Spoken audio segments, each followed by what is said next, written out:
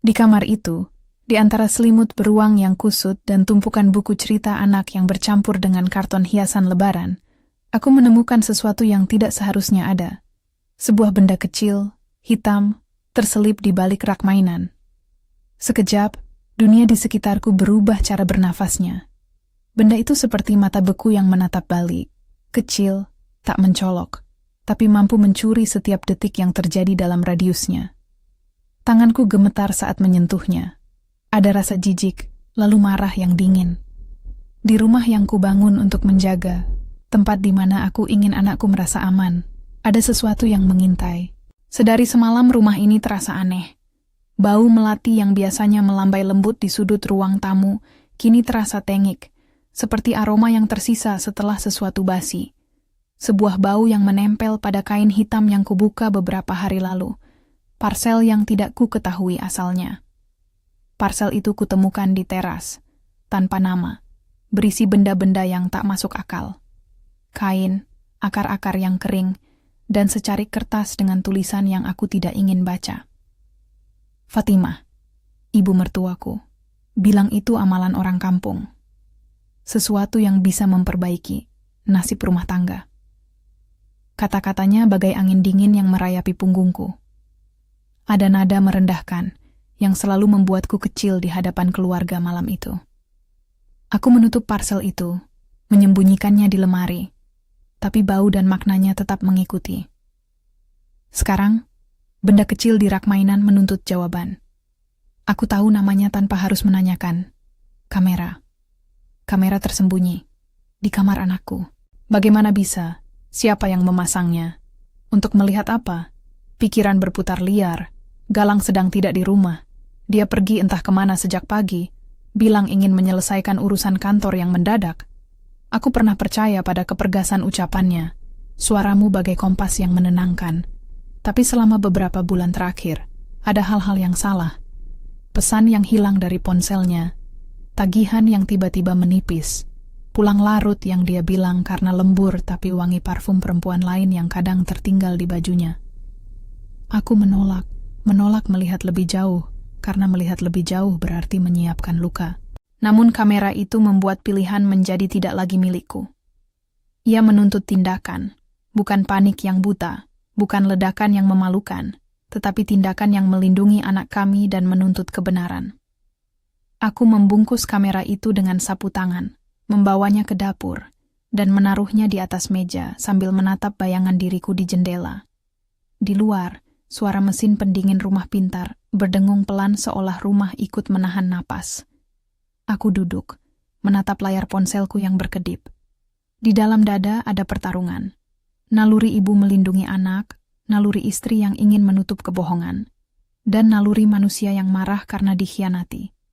Aku mengambil keputusan yang kukira paling masuk akal. Panggil Danu. Danu datang 2 jam kemudian. Dia bukan sekadar pengacara. Dia mantan intelijen yang memilih hukum sebagai tempat terakhir untuk meluruskan tindakan orang-orang yang tidak takut melanggar. Kulitnya gelap, tenang, geraknya presisi. Ketika dia bicara, aku merasakan ada strategi yang lahir dari kata-kata. Ia menunduk melihat kamera kecil yang kubawa, mengangkat alis, lalu menempatkannya dalam kantong plastik kedap udara, bukan untuk bermain-main, tapi untuk menjaga rantai bukti. Kita tidak boleh menyebarkan ini, katanya pelan. Tidak boleh memutarnya ke publik, apalagi memindainya di grup keluarga. Kita punya satu langkah, dokumentasi dan pengamanan. Nantinya forensik digital yang akan memeriksa, bukan kita. Suaranya seperti jangkar. Aku mengangguk, melindungi anak datang pertama. Catatan itu jelas, seperti batas yang kutentukan sendiri. Jangan ada video yang beredar, jangan tunjukkan wajah anak, jangan beri bahan bagi orang jahat. Namun di bawah kepalamuannya ada sesuatu yang membuat darahku panas. Ia menaruh ponsel di meja, membuka aplikasi catatannya, dan menuliskan hal-hal yang harus kita siapkan. Bukti transaksi, bukti fisik, parsel, jejak parfum, jadwal keluar masuk suami, semua harus dikumpulkan rapi. Ketika kami duduk menonton rekaman itu, aku berharap bodohnya bahwa yang akan kubuka hanyalah frame kosong. Debunya rekaman tak penting atau semacam gangguan teknis. Namun aku tak bisa menghindari rasa getir di ulu hati. Dengan izin Danu, kamera itu dihubungkan ke monitor yang ditempatkan jauh dari jangkauan anakku. Layar menyala, namun bagian yang menampilkan anak kami sengaja di-blur, hanya menyisakan siluet yang tak memberi informasi eksploitasi. Itu penting untukku. Aku tidak akan pernah membiarkan anakku menjadi tontonan, bukan oleh siapapun. Yang terlihat dalam rekaman bukan adegan kejam, dan aku lega oleh itu, tetapi ada percakapan. Percakapan yang seperti benang yang mengurai segala kebohongan. Ada suara laki-laki, suaranya akrab bagiku. Ada suara perempuan yang lebih lunak, penuh rencana. Mereka bicara tentang kerja yang harus dilakukan agar rumahku lebih lunak, menyebut angka-angka yang berputar dalam konteks yang tidak etis. Mereka berbicara tentang pertemuan di sebuah villa di puncak, tentang transfer yang harus disamarkan sebagai pinjaman, tentang siapa yang harus diberi parsel dan apa yang harus disembunyikan dalam doa palsu. Mereka menyebut nama dukun, merencanakan kunjungan ke seseorang yang katanya bisa melembutkan orang. Mereka tidak berbicara tentang anak yang dieksploitasi. Mereka berbicara tentangku. Bagaimana aku harus dibuat lemah sekali lagi. Setelah menonton beberapa menit, entah berapa lama, napasku terasa seperti dijerat. Aku tidak percaya, kataku. Suara di ponselku bergema di ruangan yang tiba-tiba terasa kecil. Danu menolak berspekulasi, tapi matanya mengatakan semuanya. Kemungkinan besar salah satu dari mereka adalah Galang. Aku menahan tangis. Di luar, suara ketukan jam dinding mengingatkan pada waktu yang semakin sempit. Bulan Ramadan hampir berakhir, dan keluarga besarku akan berkumpul untuk lebaran esok. Fatimah selalu menyiapkan segalanya dengan cermat, dan aku tahu wajah-wajah itu akan berkumpul di meja makan yang sama, yang selama ini kugunakan untuk menyembunyikan rasa takutku. Menjadikan acara itu sebagai panggung untuk konfrontasi adalah sebuah risiko, tapi membiarkan kebohongan meluncur di antara kerumunan juga adalah pengkhianatan terbesar pada anakku. Hati kecilku menolak ide balas dendam kasar. Aku ingin sesuatu yang rapi, memenuhi rasa keadilan, tapi tidak merendahkan martabat. Inilah perbedaan antara pembalasan dan pemulihan. Pembalasan kasar memuaskan, tapi menghancurkan. Pemulihan menempatkan batas, menuntut pertanggungjawaban, dan menempatkan anak pada prioritas. Danu mengangguk paham. Kita susun rencana yang legal, katanya. Kita pakai bukti, kita pastikan polisi terlibat, kita lindungi anakmu. Satu hal yang membuat semuanya lebih suram. Bukti lain mulai muncul. Di lemari, aku menemukan kwitansi transfer yang tersembunyi di antara buku-buku anak. Nominalnya tidak kecil. Ada catatan-catatan yang tampak seperti upaya menyamarkan aliran uang, nama-nama samar, rekening bank atas nama perusahaan kecil yang mungkin adalah cangkang. Ketika ku buka ponsel Galang, setelah ia pergi, aku melihatnya terbengkalai di meja. Ada beberapa chat yang tak sengaja terbuka karena notifikasi yang belum terkunci. Mereka berisi pengaturan pertemuan, foto-foto villa, dan satu pesan yang berbunyi, "Besok bawa parsel, jangan lupa bunga melati." Bacaan itu seperti paku yang menempel di dinding hatiku. Di tengah kekacauan itu ada juga unsur mistis yang pelik. Orang-orang yang dihubungi oleh Galang dan Sylvie, aku tahu namanya sekarang karena rekaman menyebutkannya, mengklaim bisa mempengaruhi pikiran, menimbulkan sakit, membuat orang dapat diatur lewat ritual-ritual. Fatimah pernah membisikkan pada telingaku bahwa di kampung ada orang seperti itu yang bisa membuat suami setia lagi. Bagiku itu adalah ancaman lain, bukan hanya pengkhianatan moral dan finansial, tapi upaya sistematis untuk melemahkan diriku secara psikologis. Mereka tidak hanya menginginkan apa yang ada di rumah kami, mereka ingin meredupkan nyaliku. Danu membuka tasnya dan mengeluarkan beberapa foto yang ia ambil sendiri. Sebuah villa berdekatan dengan puncak, tag gerbangnya dalam Zoom, sebuah tangkapan layar pesan dari nomor yang tidak dikenal yang meminta tanggal ritual. Ia meletakkan semuanya di meja, rapi seperti sebuah teka-teki yang menunggu jawaban. Melihat semuanya tersusun, ada rasa lega aneh. Kebenaran terkuak dalam fragmen-fragmen kecil. Aku akan mengurus bukti ke polisi, Danu berkata. Tapi kita tidak bisa serahkan semuanya sekaligus tanpa strategi. Kita butuh bukti transfer yang jelas, saksi, dan timeline yang solid. Mereka akan membantumu melaporkan tanpa mempermalukan anak, itu prioritas. Aku mengangguk, tapi kepalaku sudah mulai merancang sesuatu yang lain. Cara mengembalikan rasa aman yang mereka rampas.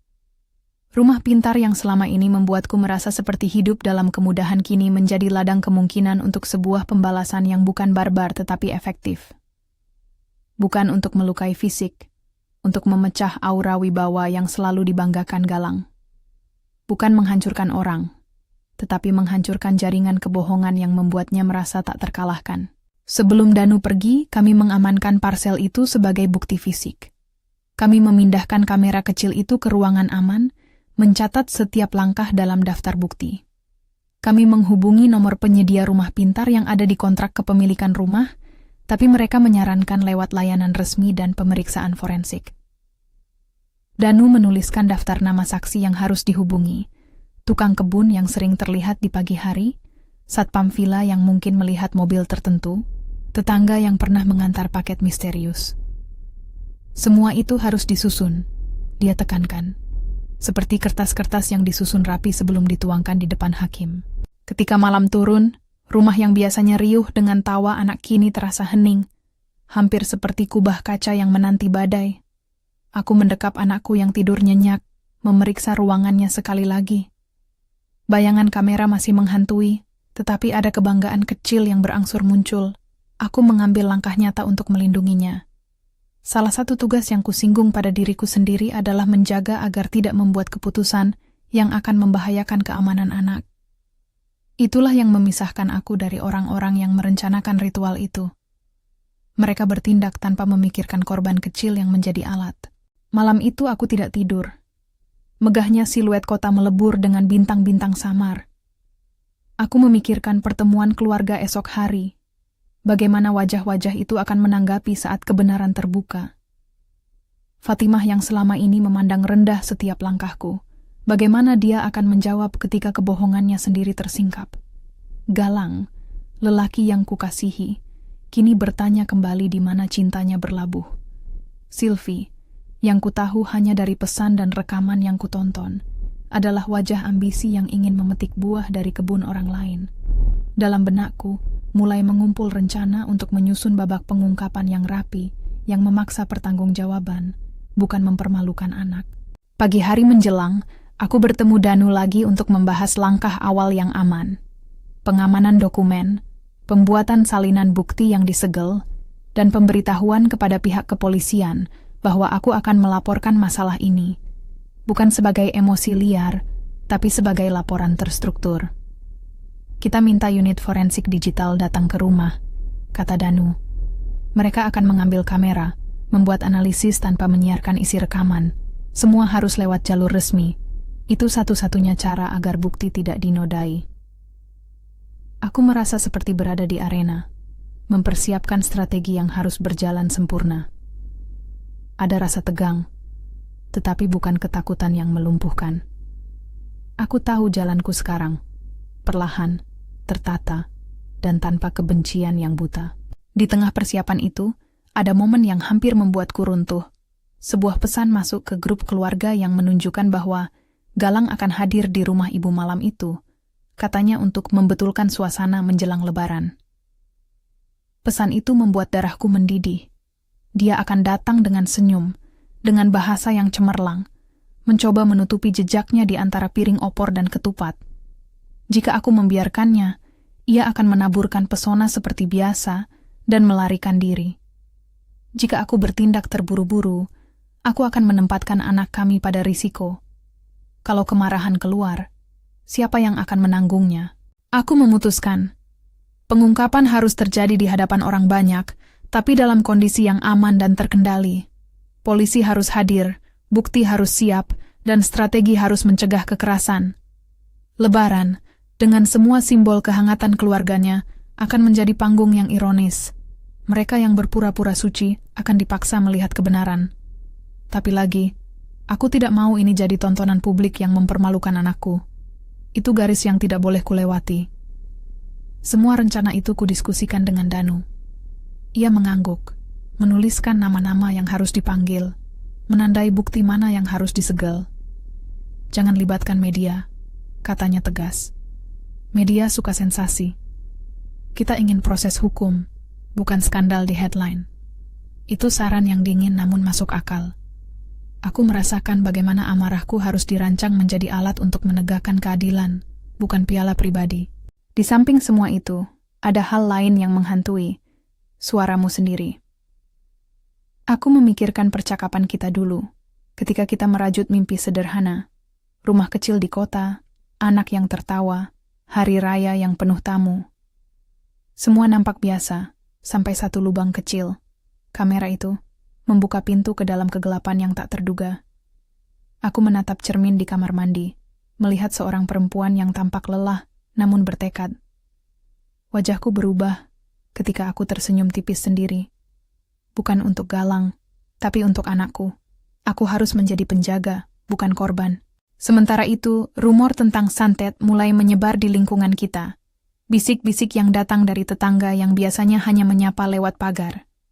Beberapa berkata, mungkin mereka hanya salah paham. Yang lain, lebih kejam, menuduh diriku tidak bisa menjaga rumah. Fatimah sendiri kadang bergeser dari merendahkan menjadi panik, bergantung pada siapa yang ia rasa bisa menyampingkan malu keluarga. Semua itu membuatku sadar. Reputasi tidak lagi berada di tanganku. Ia telah dipinjamkan kepada makna yang lebih besar, kebenaran. Aku menutup file bukti yang kami kumpulkan dan tidur beberapa jam, menumpuk energi seperti persediaan makanan. Ketika aku bangun, ada keheningan yang berat di udara. Pagi itu aku mengunci semua laci penting, memindahkan sebagian dokumen ke rumah seorang teman yang dapat dipercaya, dan menuliskan daftar tugas yang harus kukerjakan sebelum keluarga besar datang. Di antaranya, yang paling penting, memastikan anak aman, memastikan kamera kecil itu disegel dan dikirim ke forensik, memastikan polisi diberitahu dengan bukti awal, dan memastikan tidak ada satupun rekaman yang dibagikan di grup atau sosial media. Satu pesan terakhir sebelum semua itu. Aku menulis pada diriku sendiri semacam janji. Janji itu bukanlah dendam buta yang membakar. Ia janji untuk menuntut keadilan, memegang martabat, dan melindungi anak. Kamu akan berdiri tegak, aku menulis. Bukan karena ingin menghukum, tapi karena harus menjaga apa yang tersisa. Di sore hari sebelum keluarga datang, ada ketukan di pintu. Seorang tetangga, Bu Rini, membawa beberapa penganan dan sebuah senyum yang canggung. Ia duduk, melihatku dengan mata yang lembut. Sekar, aku mendengar kabar. Kau baik-baik saja? Tanyanya pelan. Aku melihat tatapannya, membaca simpati, tetapi juga ketegangan yang menyertai rasa ingin tahu. Aku mengangguk, menerima penganan, dan menahan diri untuk tidak memberikan drama. Kepada Bu Rini aku hanya berkata, terima kasih, kita akan baik-baik saja. Sentuhan seperti itu, sapaan tulus dari seseorang yang tidak memiliki motivasi, memberiku kekuatan. Itu mengingatkanku bahwa kehidupanku melintasi batas kebohongan rumah tangga. Ada dunia yang lebih besar yang masih menyentuhku dengan cara-cara kecil tapi nyata. Aku tak sendiri, meski di dalam rumah ini ada kamera yang pernah mengintai. Malam menjelang Lebaran, saat lampu-lampu mulai menyala, aku menata ulang mentalku. Di meja makan, piring-piring sudah tertata, ada wangi opor yang samar, dan anakku tertawa kecil membaca buku. Semua ini normal tampaknya. Namun di balik normalitas itu ada persiapan yang matang, sebuah panggung untuk kebenaran yang akan kubuka esok hari. Aku menata segalanya supaya anak tidak tersentuh drama. Itu tak bisa ditawar. Danu menelpon menjelang petang. Unit forensik mengonfirmasi akan datang besok pagi, katanya. Mereka akan mengambil kamera dan memproses bukti. Polisi juga siap jika kita ingin membuat pernyataan. Suaranya tegas. Aku mendengarnya menjaga jarak profesional, menjaga agar semua langkah sesuai hukum. Bagaimana dengan Galang? Tanyaku, meski aku sudah tahu jawabannya. Danu terdiam beberapa saat. Ia tidak tahu apa yang kita tahu, ujarnya. Itu keuntungan kita sekarang. Tapi kita harus berhati-hati. Orang yang merasa terpojok kadang bertindak impulsif. Kata-kata itu menyelinap ke dalam dadaku seperti peringatan. Aku membayangkan Galang yang meninggalkan rumah setiap kali, menutupi jejaknya. Aku membayangkan bagaimana ia mungkin terpancing ketika kebenaran terkuak. Aku tak ingin situasi menjadi kacau. Maka aku merancang langkah-langkah pengamanan. Anak harus tinggal di rumah seorang saudara yang bisa dipercaya selama hari pengungkapan. Jika itu diperlukan, polisi akan hadir untuk mengamankan proses. Bukti-bukti akan dibuka dengan profesional agar tidak merusak proses hukum. Dalam diriku, transformasi kecil itu mulai terjadi. Dari seorang yang takut kehilangan, aku berubah menjadi seorang yang menata strategi. Kekuatanku bukan berasal dari kebencian, melainkan dari keinginan keras untuk membangun kembali ruang aman bagi anakku. Di benakku, kata-kata lama ibu mertuaku yang merendahkan, mengecilkan, sekarang menjadi bahan bakar. Aku bukan ingin membalas, aku ingin mengembalikan martabat. Pada akhirnya, malam itu aku duduk lagi di depan kamera kecil yang kusimpan di lemari. Aku menatapnya, membayangkan semua yang sudah kuatur, bukti, forensik, polisi, saksi. Di luar jendela, suara adzan menggema, dan aku merasakan kombinasi antara ketakutan dan determinasi. Di dalam dada, sebuah ketentuan mengeras. Esok adalah hari pengungkapan. Tapi aku belum siap membuka tabir semua. Ada satu langkah terakhir yang harus kuatur sendiri. Sesuatu yang akan membuat Galang tidak hanya takut akan hukuman, tetapi juga kehilangan yang paling berharga. Kredibilitasnya di hadapan keluarga, reputasi yang ia bangun selama bertahun-tahun. Aku menutup mataku, membayangkan wajah Galang ketika ditanya di meja makan, wajah yang selalu menunjukkan kontrol. Aku ingin melihatnya runtuh, bukan dengan kekerasan, tetapi dengan kebenaran. Inilah perbedaan antara kehancuran dan pemulihan. Aku memilih yang terakhir. Di luar, langit mulai gelap. Aku memeluk anakku, merasakan napasnya yang tenang. Aku jaga kamu, sayang, bisikku. Bukan hanya janji untuk malam itu, tetapi janji untuk masa depan. Aku menatap menuju kamar, menatap rak mainan di mana kamera kecil itu pernah menyelinap. Aku tahu banyak hal belum terjawab. Siapa semua pelaku? Bagaimana jaringan itu bekerja? Apa peran Fatimah dalam membiarkan hal ini berkembang? Dan apakah Galang akan mengakui atau melarikan diri? Semua itu menunggu esok. Tetapi ada satu hal yang pasti. Aku tidak akan menjadi orang yang sama setelah ini. Kamera kecil itu telah mengubahku dari orang yang pasrah menjadi orang yang bertindak. Transformasi itu tidaklah manis. Ia keras, menuntut, memerlukan keputusan yang berani.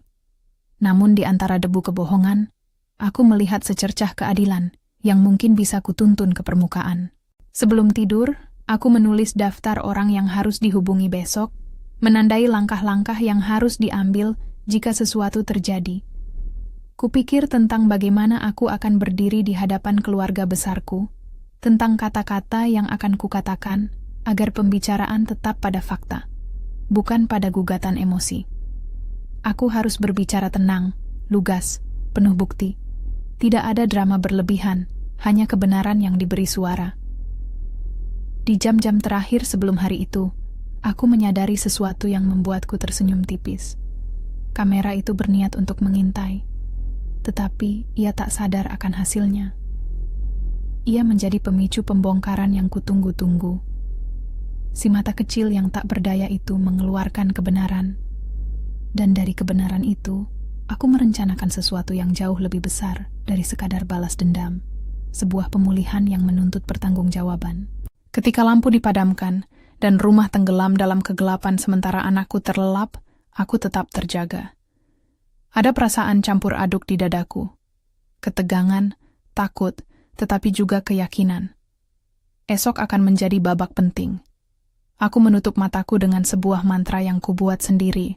Bukan doa untuk menghancurkan, melainkan doa untuk keberanian. Dalam hatiku, suara kecil berkata, kebenaran akan membawamu pulang. Pagi hari esok, menanti dengan janji-janji yang belum tertebus. Aku menyisir rambut, mengenakan pakaian yang terlihat biasa tapi nyaman, dan menatap cermin. Wajahku menampilkan bekas lelah, namun juga ketegasan. Aku menatap sekilas ke kamar anak. Tidak ada kamera di sana lagi, tetapi bekasnya ada di pikiran. Aku menaruh tas berisi dokumen yang sudah kukumpulkan di bawah tempat tidur. Danu akan menjemputnya segera untuk dibawa ke kantor polisi. Di tengah persiapan, ponselku bergetar. Nomor yang tidak kukenal muncul, lalu pesan singkat. "Kau tahu apa yang terjadi, ya?" Aku menelan ludah. Ada ketenangan yang dalam tentang siapapun yang mengirim pesan itu. Mereka menduga aku sudah menemukan sesuatu. Aku tidak membalas. Aku menyimpan pesan itu sebagai bukti, lalu menambahkannya ke dalam folder yang akan kuberikan ke pihak berwajib. Jam semakin dekat. Di meja makan, piring-piring tersusun, wangi opor mulai memenuhi ruang. Wajah-wajah yang kusayangi dan juga yang membawaku ke ruang ini akan datang menatapku. Aku menunduk sejenak, mengambil napas panjang, dan melangkah keluar dari kamar dengan satu tujuan utama: membela anakku, menuntut kebenaran, dan memastikan bahwa kamera yang pernah mengintai tidak lagi punya ruang untuk melukai kami. Di ambang pintu, aku memikirkan satu hal terakhir. Terkadang, hal terkecil yang kita abaikan adalah kunci terbesar. Sebuah kamera kecil, sebuah parsel, sebuah pesan, berkat itu semuanya terbuka. Kini giliran aku membuka babak berikutnya. Aku menutup pintu, melangkah menuju ruang tamu tempat semua orang akan berkumpul, dan di bawah nafas, aku berjanji pada diriku sendiri. Aku akan membuat kebenaran berbicara. Tapi aku akan memastikan anakku tetap aman dari sorotan yang tak perlu. Jika kamu tersentuh oleh kisah ini dan ingin mendengar bagaimana semuanya terbuka, tuliskan dari kota mana kamu menonton di kolom komentar. Dukungan kecilmu berarti. Dan jika kamu suka cerita seperti ini, like dan subscribe agar kamu tidak ketinggalan kelanjutannya. Ketika famili mulai berdatangan, suasana awalnya seperti biasanya. Tawa renyah, salam, pelukan hangat yang membuat perutku sesak. Fatimah datang dengan senyum yang lebih lebar dari biasanya, menaruh piring makanan, mengomentari kuah opor yang kurang garam. Galang muncul menyusul, celana keringatnya masih menempel dengan bau dupa dari tempat yang entah mana. Ia tersenyum, memeluk anak kami, mencium keningnya dengan penuh kehangatan pura-pura yang membuat perutku mual. Sylvie tidak tampak, atau ia memilih absen hari itu. Ada ketegangan kecil yang kubaca di mata beberapa orang. Tatapan saling bertanya, tetapi belum ada yang berani membuka. Kami makan, berbincang, saling bertukar cerita ringan. Aku menjaga nada suaraku, menyembunyikan kegelisahan sebaik mungkin. Di dalam kepalaku, daftar demi daftar berjalan. Polisi akan datang setelah makan siang. Forensik sudah dijadwalkan mengambil kamera, dan aku harus memulai percakapan yang mengarahkan keluarga pada fakta, bukan gosip. Tepat ketika aku hendak mengeluarkan kalimat pertama, ponselku bergetar pelan, sebuah pesan dari Danu. "Mereka sudah di jalan. Tetap tenang. Jangan tunjukkan rekaman. Kita mulai dengan fakta." Aku menatap layar, mengangkat wajah, dan berkata perlahan kepada keluarga, "Aku ingin kita bicara sebentar setelah makan. Ada sesuatu yang penting. Tidak ada yang siap, namun mereka memberi ruang." Fatimah menatapku seperti orang yang sedang disandera ucapan, sementara Galang mengernyit. Sedikit tegang tetapi berusaha tenang. Aku menegakkan punggung, memegang gelas, dan mulai membuka lembar pertama bukti. Dokumen yang telah kususun rapi, tanpa rekaman video yang memalukan. Hanya fakta yang menuding arah. "Kita satu keluarga," aku memulai, suaraku stabil. "Tapi ada hal-hal yang harus kita bicarakan demi kebaikan anak dan keadilan." Mata-mata berkumpul. Di luar, suara klakson pendek, tanda polisi telah tiba. Di dalam, suara rumah yang biasanya aman itu berdenyut seperti jantung yang siap mengumumkan sesuatu yang tak terduga. Aku menatap Galang, yang mencoba menampilkan senyum yang tersusun. Di tanganku, selembar bukti siap dibuka. Ini adalah momen penentu. Aku mengambil napas dalam-dalam, menyusun kata-kata seperti batu bata yang harus diletakkan rapi, agar membentuk tembok kebenaran yang tak goyah. Ketika aku mulai membuka lembar-lembar itu, sebuah tangan menyentuh bahuku. Aku menoleh. Danu berdiri di pintu. Matanya mengatakan semuanya. Ia siap untuk memastikan proses berjalan tertib. Ia siap untuk menjaga agar anak tetap terlindungi, dan ia siap untuk menegakkan hukum. Di belakangnya, 2 petugas polisi masuk dengan senyum profesional, menatap ke meja dengan penuh kewaspadaan. Ruang itu menegang. Orang-orang menahan nafas. Aku membuka mulut untuk berbicara, dan untuk pertama kalinya sejak menemukan kamera itu, aku merasa bukan sebagai perempuan yang tak berdaya, tapi sebagai suara yang harus didengar. Namun sebelum kata-kata pertama keluar, sebuah bunyi kecil dari ponselku mengalihkan pandangan seisi ruangan. Sebuah pesan masuk dari nomor yang tidak ku kenal, yang hanya berisi 1 kalimat pendek. Jangan main-main, kita tahu apa yang kau rencanakan. Suasana langsung berubah. Ada bayangan ketakutan yang melintas, seperti awan gelap yang tiba-tiba menutupi matahari. Aku menatap layar, lalu kembali ke wajah-wajah yang kini tak lagi tenang.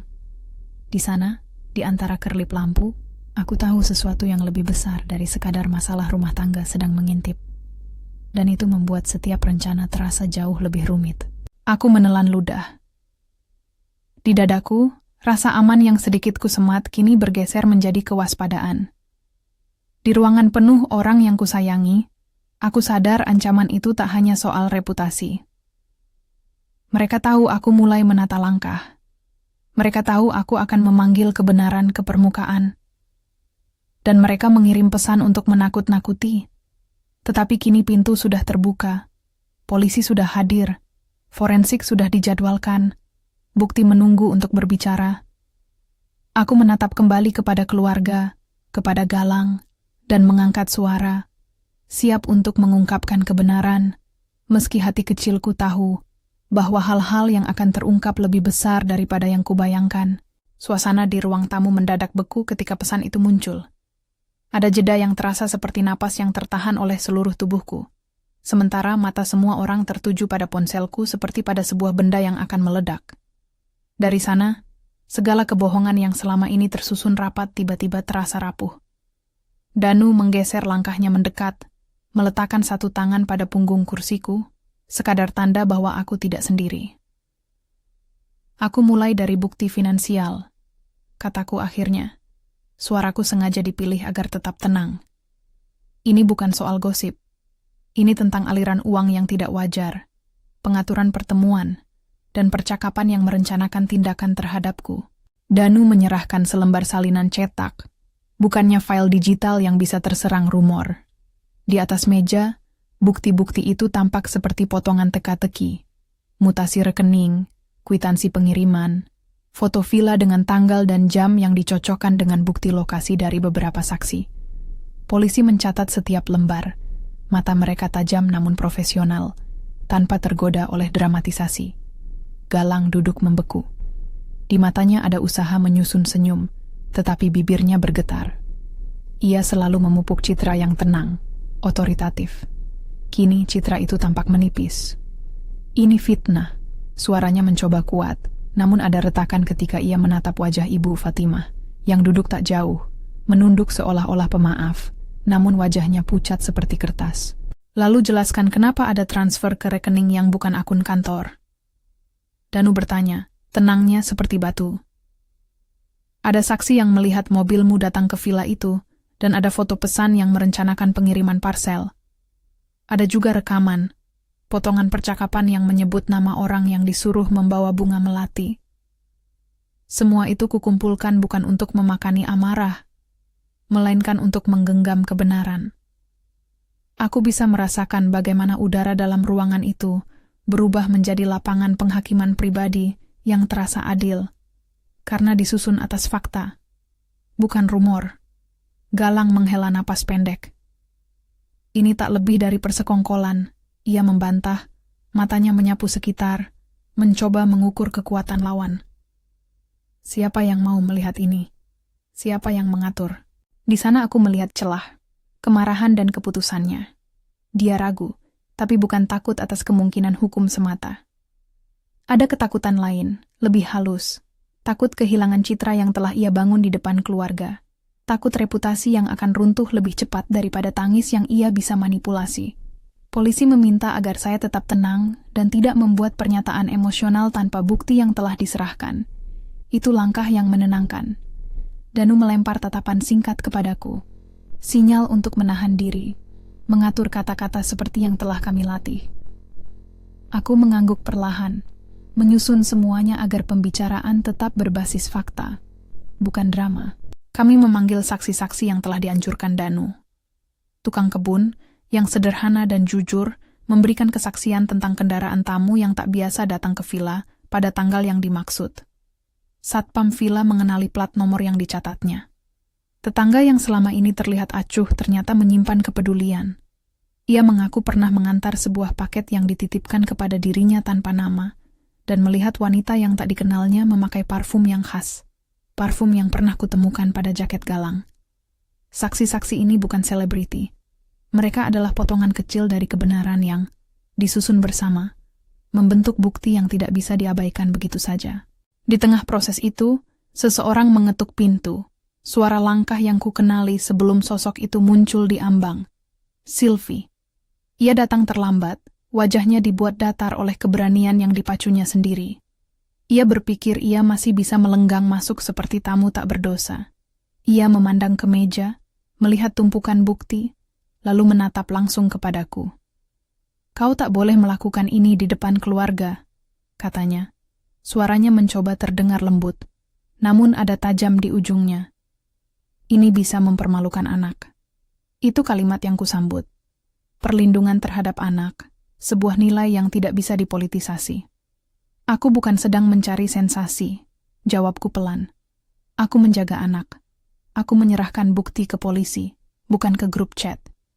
Kita melakukan ini demi keselamatan dan keadilan, bukan untuk pertunjukan." Sylvie menatap, dan sejenak aku melihat raut panik di balik topeng itu. Ia kemudian berjalan mendekat, mencoba mengambil ponsel galang yang tertinggal di meja. Gerakannya cepat, tanpa izin. Seorang polisi sigap menghalangi. "Jangan sentuh barang bukti." Suara itu tegas, dan Sylvie mundur, wajahnya berubah pucat. Di antara bisik keluarga, aku merasakan elastisitas emosi yang meregang. Fatimah menunduk, lalu menyipitkan mata. Ada saat-saat ketika ia berbisik ke telinga seseorang, suara yang terlalu pelan bagi orang luar, namun cukup terdengar olehku karena kepedulian yang menempel pada setiap hurufnya. Ia mencoba mengalihkan perhatian, merendahkan pembicaraan, menyisipkan wacana. Ini hanya salah paham. Tapi bukti yang ada di meja lebih kuat dari dongeng. Forensik digital yang telah kami hubungi selama 2 hari, itu datang dengan alat dan prosedur formal. Mereka menyampaikan hasil sementara. Ada daftar panggilan, ada jejak lokasi, ada potongan audio yang di-blur, transkripnya yang disahkan memuat kalimat-kalimat yang menunjukkan perencanaan. Mereka tidak memutar rekaman aslinya untuk menjaga intimasi anak dan proses hukum, melainkan memutar potongan anonim yang menunjuk pada fakta, seperti nama-nama, tanggal, dan instruksi finansial. Ketika potongan itu diputar, bukannya menampilkan video yang mengeksploitasi, yang muncul hanyalah gelombang suara terdistorsi, suara yang diolah untuk bukti, bukan tontonan. Beberapa kalimat dalam transkrip menggerakkan ruangan seperti gempa kecil, perintah untuk mentransfer sejumlah uang, perencanaan mengatur pertemuan di villa, rujukan pada paket tertentu. Tidak ada detail yang memalukan anak, hanya bukti keterlibatan. Itu cukup. Galang tampak goyah. Tangannya menekan ujung kursi seperti orang yang berusaha menambal kembali citra yang robek. "Kalian sudah salah paham," katanya lagi. Kali ini suaranya lebih rendah, hampir terdengar seperti permohonan. "Kalian semua kenal aku. Aku tak akan melakukan." Sebelum ia sempat menyelesaikan kalimat, lampu di rumah meredup 1 kali. Sebuah jeda singkat yang dipersiapkan. Sebelum ada tuduhan manipulasi teknologi, izinkan aku menjelaskan. Semua penanganan smart home yang kami gunakan dilakukan melalui jalur resmi dan atas pengawasan polisi. Danu telah mengurus akses legal dengan perusahaan penyedia. Forensik juga hadir. Langkah-langkah itu diatur agar tidak menimbulkan bahaya bagi anak atau siapapun. Apa yang terjadi selanjutnya adalah hasil koordinasi resmi. Perangkat otomatis di rumah memberikan jeda lampu, sebuah audio samar terdengar di speaker rumah. Potongan suara yang mengulang salah satu frasa dari rekaman yang sudah diotorisasi untuk dibacakan oleh forensik. Itu bukan untuk menghinakan. Itu adalah bukti yang diputar kembali agar semua memahami pola yang telah dibuat. Galang tampak lebih pucat. Fobia gelap, yang selama ini hanya kuduga sebagai kebiasaan, menjadi nyata di matanya. Ia memijat pelipisnya, napasnya cepat. Di hadapan tersebut, aku tidak melakukan apapun yang ilegal. Aku mengikuti saran Danu dan polisi untuk menggunakan segala hal melalui kanal resmi. Tujuan tidak pernah untuk menghancurkan fisiknya, melainkan untuk memutuskan jaring kebohongan yang ia dan konspiratornya rajut. Pada titik itu, Fatimah tidak lagi mampu berdiri di samping putranya. Tatapannya bergeser, mencari-cari siapa yang bisa disalahkan. Wajah yang ditunjukkan menuju ke arahku dan juga ke arah Sylvie, sebuah pencarian kambing hitam. Namun bukti-bukti yang ada tidak dapat dipadamkan oleh ignoransi. Ada tanda-tanda keterlibatan pihak keluarga. Kwitansi yang ditemukan di antara barang-barang di rumahnya, catatan kecil yang merujuk pada pertemuan sewaktu ia ke rumahku, dan beberapa pesan yang menunjukkan adanya persetujuan, atau setidaknya pengetahuan yang diam-diam diberikan. Itu membuatnya terseret dalam pusaran.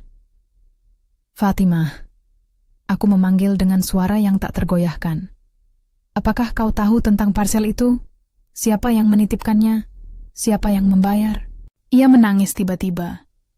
Air mata yang penuh campur antara penyesalan dan ketakutan. Aku cuma ingin menolong, gumamnya. Di desa, ada yang bilang, untuk menyelamatkan rumah tangga. Aku takut kehilangan muka. Aku panik. Suaranya rendah, dan dalamnya ada kehancuran yang juga menyayat hati. Ia tak lagi sebagai antagonis kawai yang dingin, melainkan manusia yang pilihan salahnya menjerat orang lain. Polisi mencatat pengakuan itu. Pengakuan bukan akhir dari proses, namun ia menjadi pijakan menuju pertanggungjawaban. Investigasi akan menyelidik sejauh mana keterlibatan. Apakah itu pengetahuan pasif atau keterlibatan aktif dalam aliran dana? Tidak semua pihak akan mendapatkan hukuman pidana. Beberapa mungkin melalui proses mediasi, saksi pakar, atau sanksi sosial. Namun kebenaran telah menimbulkan dampak. Reputasi yang selama ini dibangun rapuh, dan tidak ada tempat untuk menyembunyikannya dari proses hukum. Ketika hari itu beranjak sore, polisi memutuskan untuk membawa beberapa pihak untuk diperiksa lebih lanjut. Galang tidak langsung ditangkap di ruang tamu, karena penegak hukum memilih menahan secara profesional untuk menghindarkan anak dari trauma. Namun ia diberitahukan status penyelidikan dan diminta untuk mengikuti proses. Sylvie dibawa untuk diperiksa atas dugaan keterlibatan finansial dan kemungkinan konspirasi. Fatimah diberi pembinaan dan akan dipanggil kembali sebagai saksi dan kemungkinan tersangka bila bukti menunjukkan keterlibatannya. Semua itu diproses secara resmi, tanpa sensasi. Ketika pintu menutup dan rumah kembali sepi, namun tidak tenang, aku duduk di ruang tamu yang sekarang terasa sangat asing. Ada suara langkah dan gaduh jauh di luar. Orang-orang berbicara, berbisik, menilai. Sekelebat rasa sedih datang, tapi juga sebuah getar pembebasan. Kebenaran berbicara, dan itu tidak lagi tergantung pada susunan kata manis di meja makan. Danu duduk di sampingku. Kita sudah melangkah tepat, katanya. Langkah hukum selanjutnya akan memakan waktu. Mereka akan meminta bukti tambahan, menginterogasi saksi, dan forensik akan menyusun laporan lengkap. Jangan terlibat dalam spekulasi publik. Jaga anakmu agar tidak terpapar. Aku menutup mata sejenak, lalu menatap lagi. Di kepala berputar soal kemungkinan lebih jauh. Apakah Galang akan bertahan menghadapi pengadilan? Apakah ia akan menolak dan melarikan diri? Atau apakah ia akan mencoba menukar kebenaran dengan pernyataan yang kau tahu bisa memecah belah keluarga lagi? Semua itu belum jelas. Dalam beberapa hari berikutnya, Rumah kami berubah menjadi pusat administrasi kecil. Aku mengalokasikan waktuku antara menemani anak, menyiapkan dokumen, dan memberikan pernyataan yang diminta penyidik. Danu terus memantau, menyiapkan gugatan perdata untuk memulihkan kerugian keuangan yang kami temukan. Uang yang telah dipindahkan dari rekening usaha keluarga, beberapa dana yang tampak sengaja diselewengkan. Komponen hukum ini penting. Pembuktian kehilangan finansial akan memperkuat kasus kriminal dan memberi ruang bagi pemulihan material. Tetangga yang sebelumnya hanya berbisik kini datang menawarkan dukungan dalam bentuk sederhana, makanan, pengasuhan anak sementara aku harus hadir di kantor polisi, dan telinga yang mau mendengar tanpa menghakimi. Dukungan itu ternyata menjadi penopang. Di ruang yang sama, ada ujian besar, menghadapi kenyataan bahwa rasa aman yang kubangun runtuh, sambil menata kembali fondasi yang rapuh itu, sedikit demi sedikit. Sementara itu, gosip beredar seperti api yang dihembus angin. Ada yang memilih mengambil posisi, mendukung aku, mendukung Galang, atau memilih untuk menutup mata. Media lokal sempat mengendus, namun kami dengan tegas menolak keterlibatan mereka.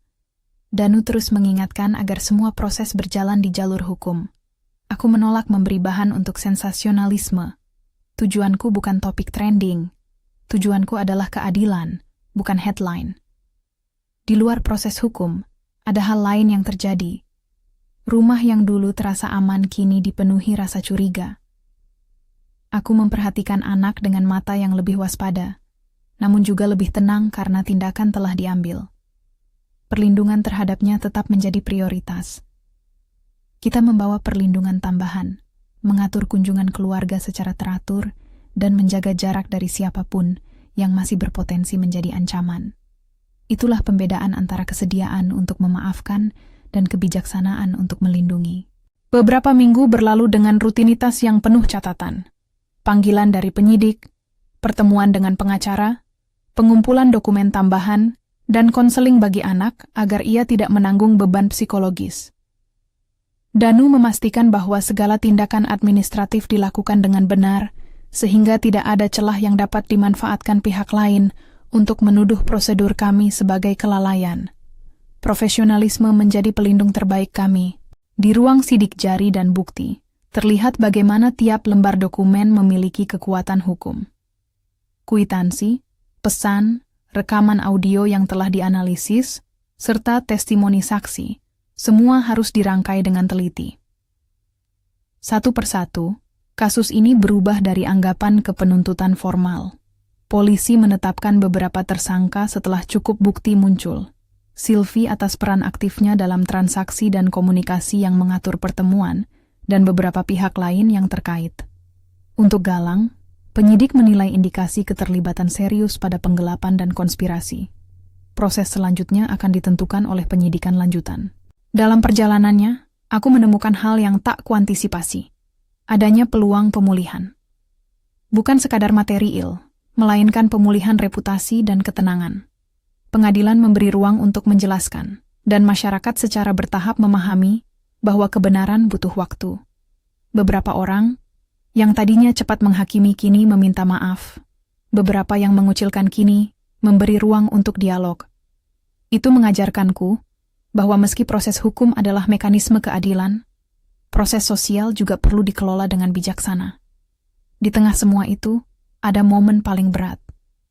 Ketika aku harus berdiri di depan ruang mediasi keluarga. Fatimah datang dengan mata sembab. Ia menatapku, lalu menunduk. Aku salah, katanya sederhana. Ia mengakui perannya yang didorong oleh ketakutan kehilangan muka, oleh nasihat-nasihat keliru dari orang desa yang memandang ritual sebagai solusi. Pengakuannya bukan pembenaran, namun ia adalah pengakuan yang membuat langkah hukum dan sosial terasa lebih manusiawi. Sementara itu, Galang menghadapi konsekuensi yang tak melulu hukum. Di lingkungan pekerjaan, kabar ini menyebar. Manajemen memulai audit internal karena salah satu tuduhan adalah penggelapan dana kantor yang terhubung dengan aliran keluar. Di mata rekan-rekannya, wibawa yang selama ini ia pupuk runtuh. Ia menghadapi pilihan, mengakui, bekerja sama, dan mencoba memperbaiki, atau menutup diri dan menanggung akibat lebih berat di kemudian hari. Aku tak punya hasrat untuk melihatnya hancur. Aku ingin kebenaran berjalan dan tanggung jawab ditegakkan. Di persidangan, saksi-saksi memberi pernyataan. Tukang kebun, satpam villa, dan seorang kurir yang mengaku membawa parsel, mereka memberikan gambaran yang konsisten. Forensik digital memaparkan bukti yang sudah disusun rapi. Danu membantu memastikan semua prosedur dipatuhi. Saya hadir sebagai korban yang mengambil peran sebagai saksi utama. Di persidangan, aku diceritakan kembali pada orang-orang yang mendengarkan, bukan sebagai sensasi, tapi sebagai catatan fakta. Menemukan kamera, menyerahkannya ke forensik, menyusun bukti lain, melindungi anak, dan menyerahkan semua ke penegak hukum. Pengadilan tidak selalu memberikan penyelesaian kilat. Itu proses yang lambat, penuh ujian. Namun keberhasilan meniupkan secercah kelegaan di dadaku ketika beberapa pihak dinyatakan bersalah atas tindak pidana tertentu. Konspirasi, pemalsuan dokumen, dan penggelapan dana. Hukuman diberikan sesuai aturan yang berlaku, dan perintah restitusi dikeluarkan kepada pihak yang terbukti bersalah untuk memulihkan sebagian kerugian finansial yang diderita keluarga kami. Konsekuensi sosial juga datang. Fatimah mendapat kecaman dari sebagian pihak. Beberapa anggapannya mengakibatkan ia kehilangan beberapa kepercayaan sosial. Namun di balik itu ada perjalanan panjangnya untuk memperbaiki hubungan secara tulus, bukan sekadar retorika. Sylvie, yang wajahnya semula tampak tanpa rasa bersalah, menghadapi konsekuensi hukum dan sosial yang meruntuhkan ambisinya. Ia kehilangan pekerjaan, kontak sosial, dan banyak hal yang sangat ia andalkan. Aku tak merayakan kejatuhan orang. Aku merasakan kepedihan yang kompleks, karena tindakan itu turut menimbulkan kerusakan di luar dugaan. Setelah semua badai mulai mereda, kehidupan kami memasuki fase baru. Aku menata ulang keseharian dengan lebih sadar. Aku memilih untuk pindah ke apartemen kecil yang lebih aman dan memulai kembali. Bukan sebagai pelarian, melainkan sebagai langkah rekonstruktif. Anak kami menyesuaikan diri. Dengan dukungan konselor, ia pulih dalam pola yang sehat, tertawa, bermain, dan belajar lagi tanpa bayang-bayang rasa takut yang dulu mengintai. Hubungan kami tidak akan kembali seperti semula, itu jelas. Namun ada kesempatan bagi kami untuk membangun ulang, berdasarkan kejujuran dan batas yang tegas. Di sisi hukum, restitusi sebagian membawa kelegaan finansial. Danu mengurus peralihan aset yang aman agar rehabilitasi finansial dapat berjalan. Dengan dana itu, aku memulai usaha kecil yang selama ini kuhajatkan, sebuah usaha catering rumahan yang fokus pada makanan tradisional, termasuk hidangan lebaran yang dulu kami nikmati bersama keluarga. Itu bukan sekadar bisnis. Itu pelabuhan untuk menyusun kembali harga diri. Sebuah cara untuk membiarkan kegiatan yang pernah menandai kebahagiaan kami kembali menjadi milikku sendiri. Ketika musim berganti, desa tetangga yang dulu penuh isapan jari kini memberi sapaan sopan. Orang-orang yang menolehkan muka kini menunduk dan memberi ruang. Ada yang menyesal, ada yang sadar, dan ada pula yang masih enggan. Tapi aku memilih untuk menerima dukungan dari mereka yang tulus.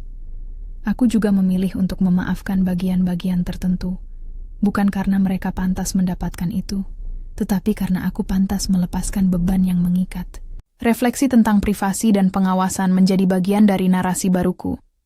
Pengalaman menemukan kamera di kamar anak bukan hanya soal dongeng rumah tangga. Ia menjadi pelajaran tentang betapa rapuhnya batas-batas ruang pribadi di era teknologi dan takhayul. Dalam beberapa kesempatan, aku diundang berbicara di forum lokal dan komunitas wanita tentang pentingnya kewaspadaan, peran hukum, dan perlindungan anak. Aku menyampaikan pesan sederhana. Lindungi bukti, libatkan pihak berwenang, jangan sebarkan rekaman yang melibatkan anak, dan jangan tunduk pada ancaman yang bertopeng mistik. Ada satu momen yang tak akan kulupakan. Ketika aku berdiri di dapur kecilku, menyiapkan opor untuk pesanan catering pertama, aku melihat anakku berlari kecil membawa piring kue yang ia bantu membuat. Senyum di wajahnya polos, tanpa beban. Di saat itu aku merasakan sesuatu yang selama ini kumimpi. Keamanan yang dibangun kembali lewat usaha bukan dendam. Kamera yang pernah mengintai tak lagi memegang kuasa atas hidupku.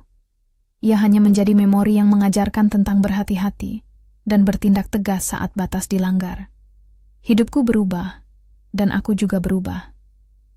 Dari perempuan yang dulu membiarkan hinaan meremukkan harga diri, kini aku menjadi orang yang menyusun kelanjutan hidup dengan kendali. Pembalasan yang ku kenal bukanlah balas kekerasan, melainkan pembalasan berupa kebenaran dan penegakan hukum yang membebaskan. Ada kepuasan yang tak riuh, melihat sistem hukum bekerja, melihat pihak yang berbuat salah diminta pertanggungjawaban, dan melihat anakku tumbuh tanpa cemas. Dalam beberapa pertemuan setelahnya, aku bertemu beberapa perempuan lain yang mengalami invasi privasi serupa. Kamera tersembunyi, upaya pengontrolan melalui ritual palsu, penggelapan dana dalam rumah tangga. Kami membuat jaringan kecil. Kami saling memberi dukungan legal, emosional, dan praktis. Dari pengalaman pahit itu, lahir gerakan kecil yang menyoroti perlindungan ruang privat dan hak anak. Itu bukan tentang mencari musuh, melainkan tentang menghidupkan mekanisme perlindungan agar tragedi serupa tidak menimpa keluarga lain. Ada saat-saat ketika bayangan lama muncul, melihat benda kecil terselip di rak mainan, atau mencium sedikit wangi melati yang mengingatkan pada Parcel. Namun rasa takut itu kini lebih mudah dikendalikan, sebagai bekal waspada, bukan sebagai belenggu. Aku belajar memfilter mana yang perlu direspon dengan hukum, dan mana yang perlu diolah dengan perawatan diri dan komunitas.